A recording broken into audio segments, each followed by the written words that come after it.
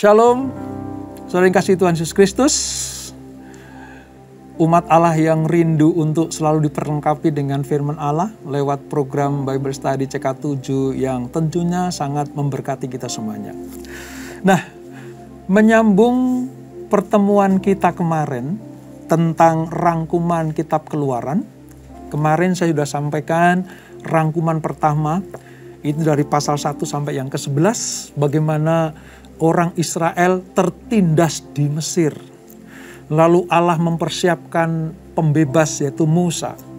Dan Allah menurunkan tulah-tulah supaya mereka keluar dari Mesir.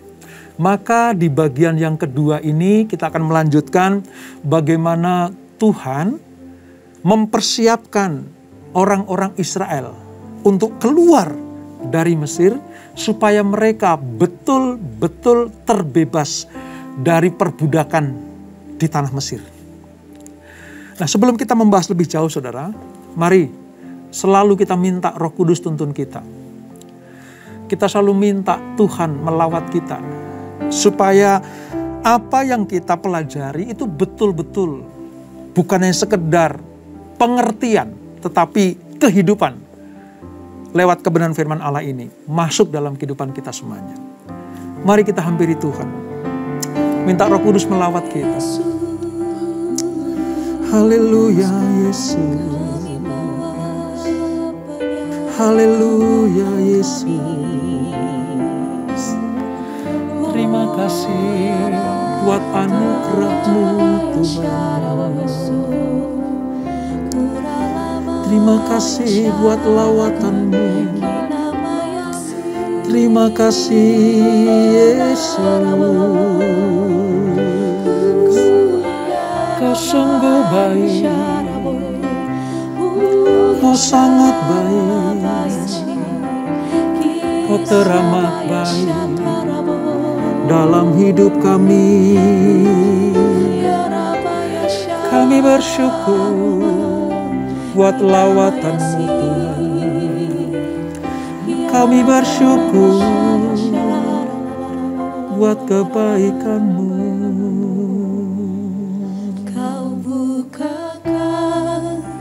Jalan di lautan, mata air di padang gurun, tiada yang sukar di mata-Mu. Ku serahkan hidupku padamu. Kau bukakan jalan di lautan, mata air di padang gurun, tiada yang sukar di mata-Mu. Ku serahkan hidupku padamu. Ku berserah, Tuhan pegang seluruh hidupku. Ku berserah,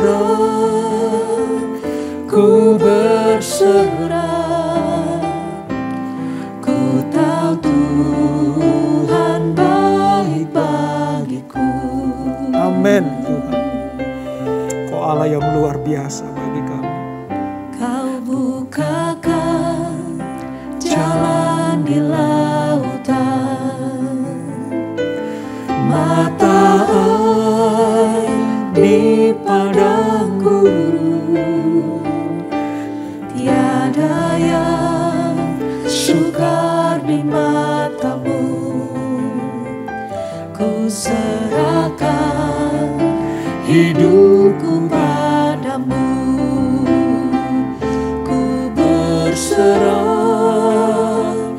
Ku berserah, Tuhan pegang seluruh hidupku.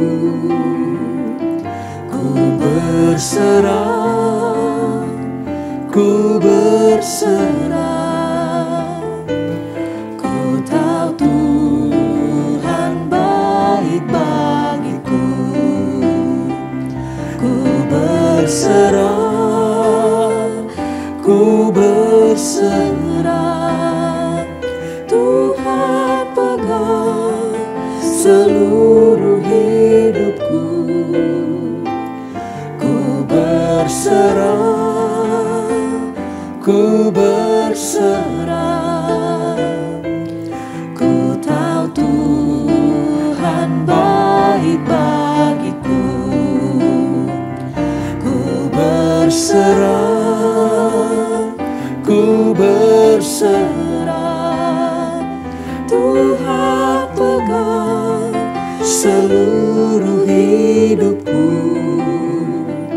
Ku berserah, ku berserah. Ku tahu Tuhan baik bagiku. Ku tahu Tuhan baik bagiku. Ku tahu Tuhan baik bagiku. Haleluya. Haleluya. Terima kasih Tuhan.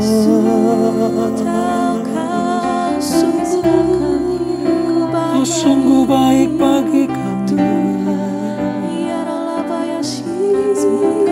Kau yang menuntun kami di padang gurun hidup kami. Kau yang menyediakan segalanya. Terima kasih, terima kasih. Kau jagai kami, Kau pagari kami Tuhan dengan kasih setiamu, dengan cintamu Tuhan. Shikirala rabaya rala rabaya rala rabaya, Shikirala rabaya rala rabaya rala rabaya rala rabaya rala rabaya rala rabaya rala rabaya. La rabaya la rabaya la rabaya la rabaya la rabaya la rabaya la rabaya rabaya rabaya rabaya.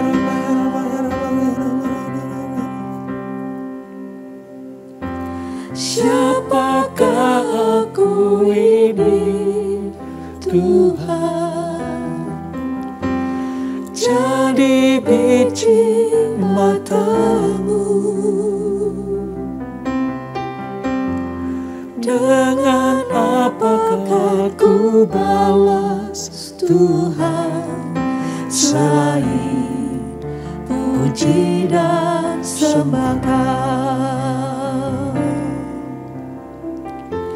Siapakah aku ini Tuhan?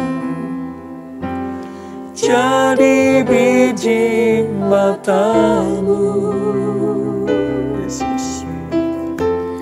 Dengan apakah ku balas Tuhan selain puji dan sembahkan? Siapakah aku ini Tuhan?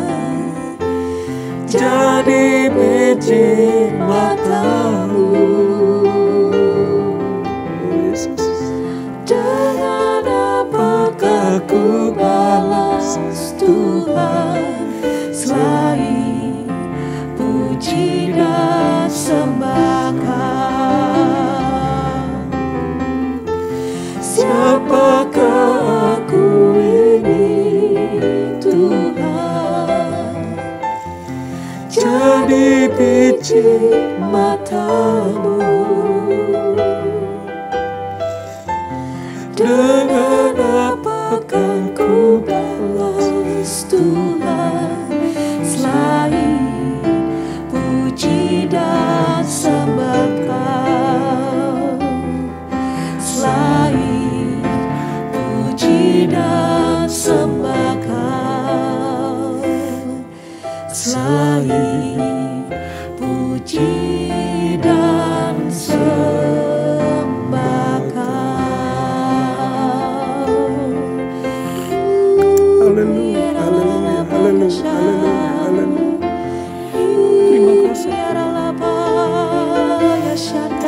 kasih Tuhan, terima kasih.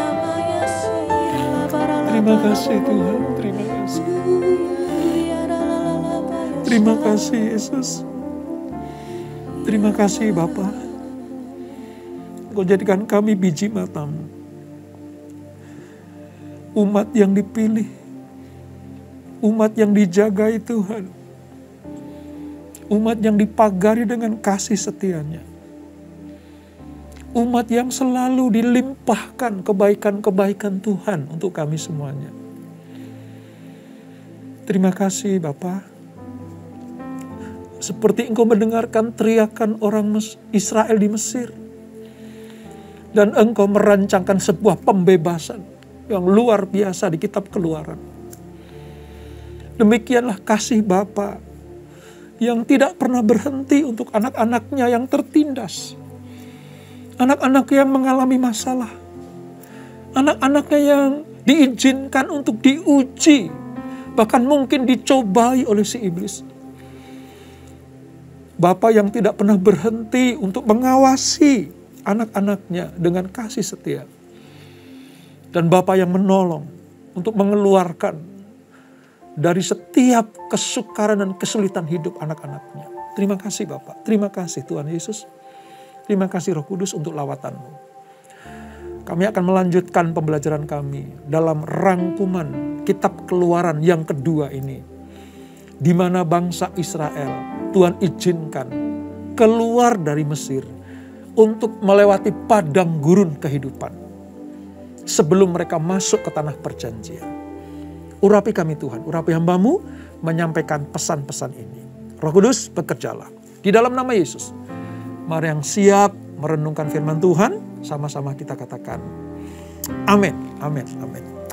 Ya baik saudara, saya sangat merasakan hadirat Tuhan, saya sangat merasa diurapi Tuhan untuk bisa menikmati kasih setia Tuhan. Nah, kemarin saya sampaikan tentang rangkuman yang pertama dari kitab Keluaran, di mana orang Israel tertindas di Mesir. Allah mempersiapkan sang pembebas yaitu Musa, memperlengkapi mereka dengan kuasa Allah, sehingga bangsa Israel keluar dari Mesir. Nah, di dalam rangkuman yang kedua ini saudara, kita bisa baca dari pasal 12 sampai 18. 12 sampai 18 intinya bahwa sebelum mereka keluar dari Mesir, Allah menetapkan suatu ketetapan, yaitu tentang Paskah. Paskah yang pertama bagi orang Ibrani atau orang Yahudi itu ada di Mesir, tepatnya di Goshen. Itu Paskah yang pertama. Intinya Paskah adalah melewati, bagaimana malaikat maut akan melewati. Paskah itu artinya melewati. Ya. Israel dilepaskan dari malaikat maut yang membinasakan yang sulung di Mesir, baik itu anak manusia maupun hewan atau binatang, karena mereka taat untuk menyembelih anak domba Paskah itu. Lalu darah dioleskan di ambang atau jenang-jenang pintu. Ketika malaikat maut lewat, maka itu tidak akan ada kematian di rumah itu. Nah, itu Paskah pertama. Lalu di pasal berikutnya, yaitu pasal yang ke-13, itu tentang anak sulung, ketetapan tentang anak sulung dan hari raya roti tak beragi. Perayaan tentang hari raya tak beragi artinya bangsa Israel harus hidup di dalam kemurnian. Sebab mereka akan menjadi bangsa yang terbebas dari perbudakan. Sebelum masuk tanah perjanjian, di mana tanah Kanaan itu banyak sekali bangsa-bangsa yang mendiami, maka Israel harus dikhususkan oleh Tuhan. Tidak boleh terkamiri oleh iman, budaya, dan kehidupan bangsa-bangsa di luar Israel. Itu tentang hari raya roti tak beragi. Lalu ada kejadian juga bagaimana Israel keluar dari Mesir, lalu laut terbelah, mereka lewat di tengah-tengah dan selamat, ya, sampai nanti mereka tiba di padang gurun. Jadi rangkuman yang kedua ini, Israel ada di padang gurun. Berapa lama saudara? 40 tahun. 40 tahun Allah mempersiapkan bangsa Israel keluar dari Mesir. 40 tahun yang kedua mereka ada di padang gurun. Nah, ceritanya seperti apa, saudara? Kalau saudara buka di dalam pasal 12 sampai 15, itu tadi tentang persiapan mereka keluar. Ya, saya uraikan tadi kan ya, anak sulung, domba Paskah, lalu malaikat maut melewati. Ya. Lalu ketika mereka keluar dari Mesir, ada di Laut Teberau, itu pasal 13 dan 14. Nah, pasal 15 sampai 21 itu tentang apa? Tentang kemenangan sorak-sorai bagaimana orang Israel keluar dari penindasan.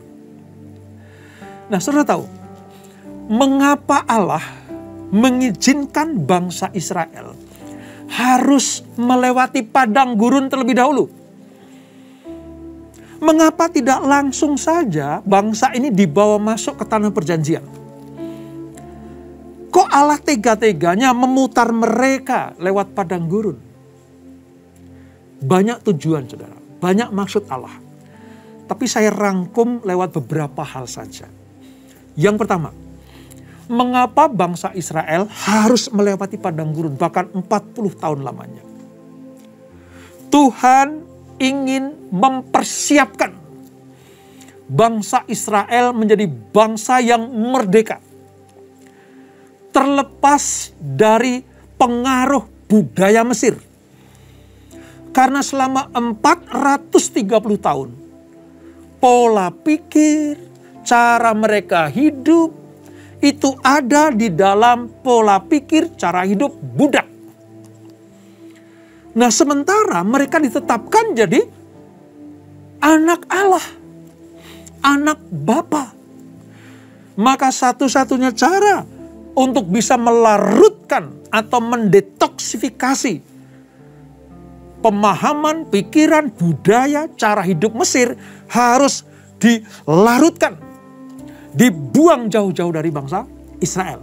Dan tempat yang paling tepat untuk adalah padang gurun. Kalau dalam 3 karya keselamatan Allah, 3 tahap keselamatan, keluarnya bangsa dari Mesir itu adalah justifikasi. Ketetapan Allah, hukum Allah, ya, rencana Allah. Selamat keluar dari Mesir. Nah, padang gurun ini adalah saintifikasinya. Padang gurun ini adalah tempat sekolah iman bangsa Israel sebelum masuk tanah perjanjian. Itu alasan yang pertama. Allah ingin membuang budaya, tabiat, kebiasaan, pola pikir Mesir dalam diri orang Israel. Alasan yang kedua, saudara. Memang dari Goshen untuk masuk ke tanah perjanjian, mau tidak mau mereka harus melewati padang gurun. Mereka harus lewat padang gurun. Ya. Ada sih jalan pintasnya. Tapi Allah memutar dulu. Karena bagi Allah, melihat bangsa Israel dengan mentalitas budak, mereka tidak cakap di dalam hal peperangan. Allah melihat bahwa nanti kalau aku kasih jalan pintas, mereka di sana ada bangsa-bangsa yang mencegat mereka. Mereka belum siap. Maka Tuhan harus membuat mereka memutar sedikit. Ya, memutar sedikit. Turun harusnya langsung dari Goshen sampai Israel, harusnya lurus begini, saudara. Tapi Allah buat memutar dulu. Karena nanti di padang gurun, Allah akan memberikan hukum-hukum, ketetapan. Itu nanti ringkasan bagian yang ketiga, saudara. Di mana Israel di Gunung Sinai. Nah, yang kedua ini adalah Israel ada di padang gurun. Jadi padang gurun adalah tempat di mana Allah sedang membuat bangsa Israel betul-betul murni, bersih, terbebas dari pengaruh Mesir sebelum masuk ke tanah perjanjian. Dengan singkat, padang gurun adalah saintifikasi bangsa Israel sebelum menerima glorifikasi, yaitu Yerusalem atau kota Allah yang damai dan sukacita, penuh dengan susu dan madu itu. Nah, kalau kita bicara tentang padang gurun, saudara. Padang gurun itu sesuatu yang tidak mengenakan. Beberapa waktu yang lalu, saya melewati rute itu, saudara. Jadi dari Mesir, lalu ke Sinai, nanti perbatasan ke Israel. Wah, tempatnya sudah tidak mengenakan. Panasnya luar biasa kalau siang. Dan dinginnya luar biasa kalau malam. Padang gurun adalah tempat yang dihindari oleh manusia siapa saja. Sebab hampir tidak ada keindahan, tidak ada kehidupan, tidak ada sesuatu yang baik yang sedap dipandang mata di padang gurun. Panas, terik, ya. Belum lagi binatang-binatang liar tinggal di situ. Yang paling banyak adalah kalajengking dan ular. Binatang berbisa yang siap sedia, ya, menciderai, melukai siapa saja yang mendekat. Padang gurun dihindari oleh bangsa manapun. Tetapi Allah menetapkan bangsa Israel lewat padang gurun. Tempat yang tidak enak. Tempat yang tidak membuat manusia itu betah tinggal di situ. Tapi itu yang terbaik bagi bangsa Israel. Supaya apa? Supaya rontok semuanya. Sifat-sifat Mesir yang melekat dalam diri orang Israel.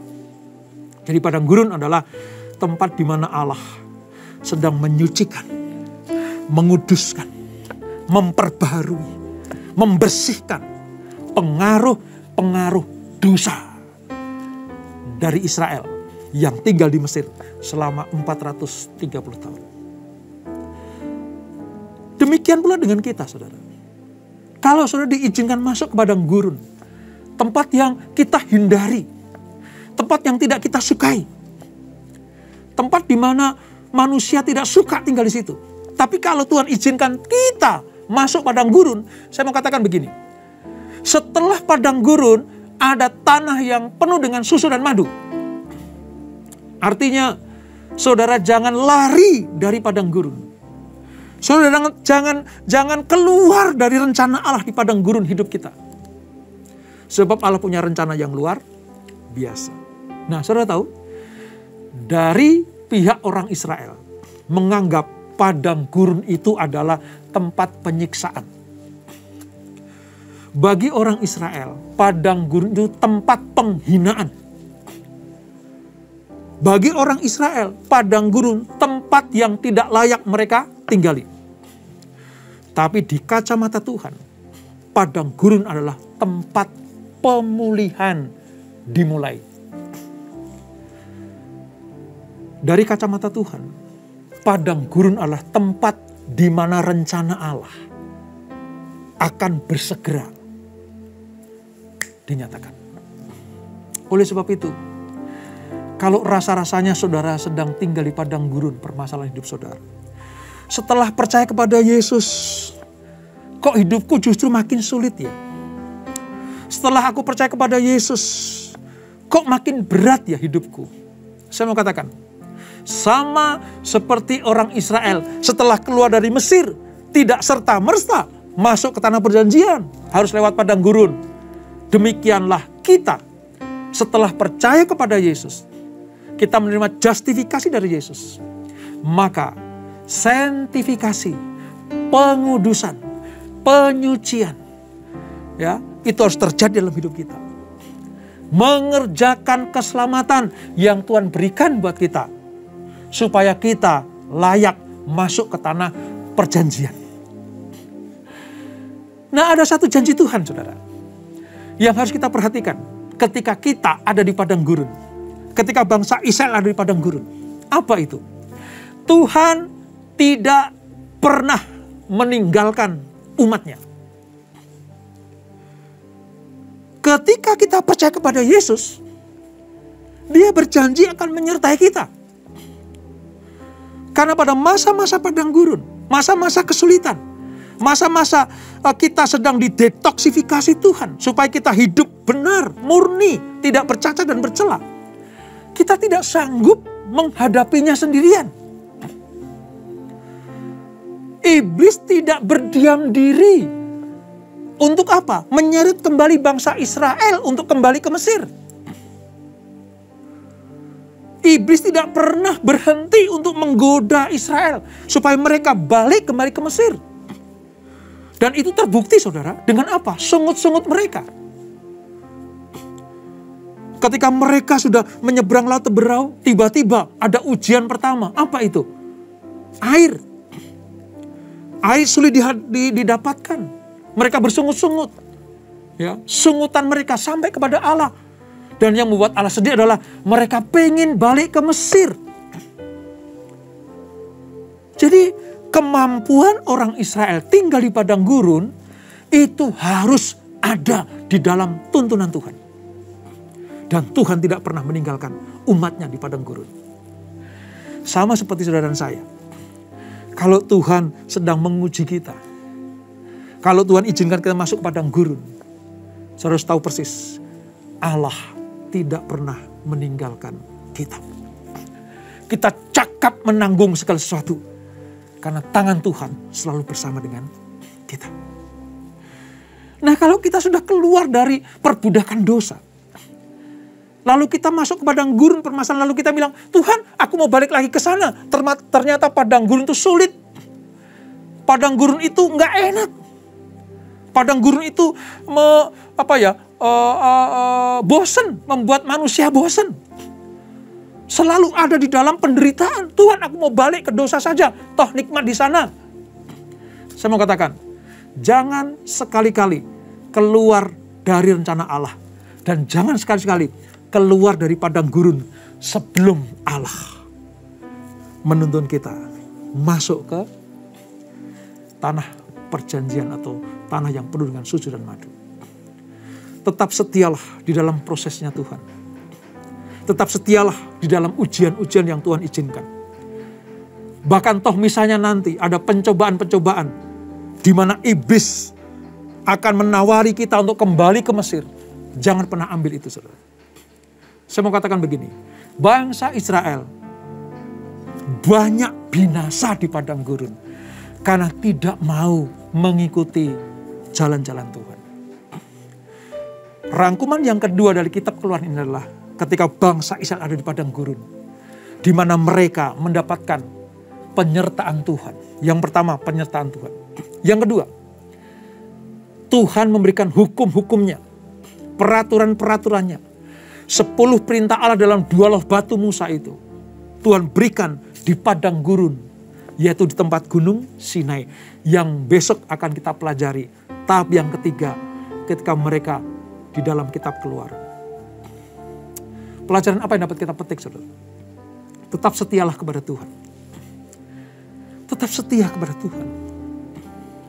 Mungkin saat ini saudara sedang ada di padang gurun. Masalah silih berganti datang. Selesai ini ada. Selesai ini, ada lagi ini. Ini lolos, sekarang ada lagi ini. Saya mau katakan, Allah sedang menguji kita. Apakah kita tetap taat kepada Tuhan, atau apakah kita ingin kembali ke Mesir? Saya mau beritahu buat kita semuanya, tetaplah setia dan taat di padang gurun. Seberat apapun masalah kita, firman Tuhan berkata, Allah tidak pernah menguji umatnya melebihi batas kemampuan kita. Sehebat apapun masalah kita, seberat apapun problem hidup kita, selama Tuhan masih ada di dalam hidup kita, kita pasti cakap menanggung segala sesuatu. Dan kita akan keluar sebagai pemenang. Jangan seperti bangsa Israel. Dari hampir 3 juta manusia yang keluar dari Israel, hanya 2 angkatan. Yang pertama, hanya 2 manusia yang masuk ke tanah perjanjian, yaitu Yosua dan Kaleb. Karena mereka punya mentalitas yang luar biasa. Mereka punya iman yang luar biasa. Mereka taatnya sudah tidak diragukan lagi. Generasi pertama yang keluar dari Mesir dan masuk tanah perjanjian, cuma 2 manusia, Yosua dan Kaleb. Selebihnya generasi kedua yang lain di padang gurun. Generasi pertama yang keluar dari Mesir dibantai habis oleh Tuhan di padang gurun. Saya mau katakan begini, saudara. Untuk mengeluarkan orang Israel dari Mesir yang hampir 3 juta ini, Allah cuman butuh waktu semalam. Mengeluarkan Israel dari Mesir cuman butuh semalam. Tapi mengeluarkan Mesir dalam diri orang Israel butuh 40 tahun. Itu masa-masa sanctifikasi. Budaya Mesir yang sudah mengerak di dalam hati orang Israel. Budaya-budaya Mesir yang sudah menjadi pola pikir bangsa Israel. Mentalitas budak dalam diri orang Israel. Dilarutkan oleh Tuhan butuh waktu 40 tahun. Jadi masa-masa padang gurun tetaplah setia kepada Tuhan. Seperti Nuh yang mendapatkan pelangi perjanjian Allah. Dan air bah itu mendarat. Selesai. Ya, ada di dalam pemeliharaan Tuhan. Demikianlah kita di padang gurun. Kalau kita setia, kalau kita taat kepada Tuhan, kita akan keluar dari padang gurun dan mengalami kemenangan demi kemenangan. Jangan sampai Allah membantai kita ketika Tuhan sedang mengizinkan kita masuk di dalam ujian-ujian iman. Mari renungkan baik-baik. Rangkuman yang kedua dari kitab Keluaran, di mana orang Israel ada di padang gurun. Tempat yang tidak mengenakan, namun itu tempat yang paling tepat untuk membersihkan noda-noda dosa orang Israel. Noda-noda Mesir dalam diri orang Israel. Sebab mereka menjadi anak perjanjian Allah masuk ke tanah perjanjian. Mari kita berdoa. Bapa di surga, terima kasih untuk pembelajaran pada malam hari ini. Di mana fase yang kedua dari kitab Keluaran, bangsa Israel ada di padang gurun. Tuhan izinkan itu mereka lewati. Tujuannya supaya mereka fokus kepada Tuhan. Bukan fokus ke Mesir lagi. Ini masa-masa ujian. Masa-masa sanctifikasi. Pemurnian, pengudusan. Di mana Allah ingin memperbaharui kehidupan bangsa Israel.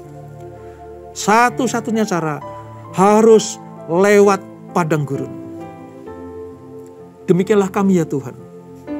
Setelah kami dibebaskan dari dosa, ketika kami mengakui Yesus adalah Tuhan dan Juru Selamat kami, maka tidak serta-merta kami langsung menerima kenikmatan, menerima glorifikasi, menerima kemuliaan.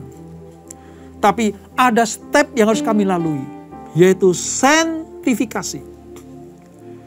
Bagaimana Allah sedang mengerjakan dalam hidup kami, supaya kami dikuduskan, dimurnikan, disucikan, dibersihkan. Menjadi umat kepunyaan Allah, imamat yang rajani. Supaya kami layak mendapatkan mahkota kehidupan, yaitu glorifikasi. Kami belajar supaya kami tidak seperti bangsa Israel yang dibantai Tuhan, dibinasakan Tuhan di padang gurun. Karena mereka bersungut-sungut. Tidak mengucap syukur atas keselamatan yang diterima. Bahkan yang membuat Tuhan sedih adalah mereka pengen balik lagi ke Mesir. Kami gak mau Tuhan. Kami gak mau seperti mereka. Kami gak mau keluar dari Mesir tapi mati di padang gurun. Kami gak mau terima Yesus tapi kami binasa.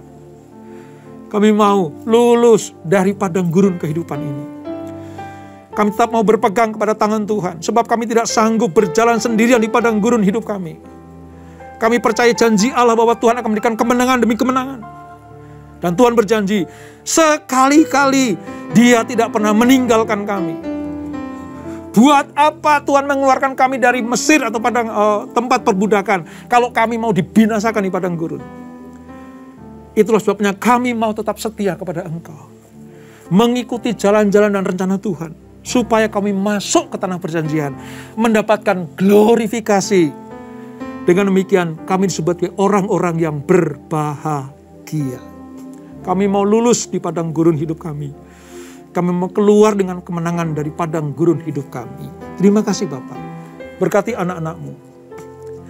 Apapun masalah mereka, apapun problem hidup mereka, serasa mereka ada di padang gurun, kuatkan lutut mereka ya Tuhan. Hiburkan mereka ya Tuhan. Ingatkan mereka bahwa Engkau sekali-kali tidak pernah meninggalkan mereka. Berkati anak-anak-Mu. Apapun padang gurun kami cakap untuk menyelesaikannya. Tuhan tidak pernah meninggalkan kami. Berkati ya Tuhan. Berkati keluarga demi keluarga. Padang gurun ekonomi mereka. Padang gurun kesehatan mereka. Padang gurun pelayanan mereka. Padang gurun bisnis, usaha, pekerjaan mereka. Mereka sanggup menangkan. Sebab Allah bersama dengan kami. Terima kasih Bapak. Kami tuh punya Tuhan yang dahsyat luar biasa. Terima kasih Roh Kudus. Terima kasih Tuhan Yesus. Sebelum kami berpisah, kami siapkan hati kami untuk terima berkat yang daripada-Mu. Kekasih Kristus, arahkan hatimu kepada Tuhan. Terimalah berkat kasih anugerah dari Allah Bapa yang berlimpah-limpah di dalam Anaknya yang tunggal Tuhan Yesus Kristus, dan persekutuan yang manis dalam Roh Kudus menyertai kita semuanya. Mulai saat ini sampai Maranatha, Tuhan Yesus datang yang kedua kali, menjemput kita semuanya, dibawa masuk dalam kerajaan surga yang mulia, menikmati kemuliaan kekal sampai selama-lamanya. Yang diberkati, sama-sama kita katakan amin. Tuhan Yesus memberkati.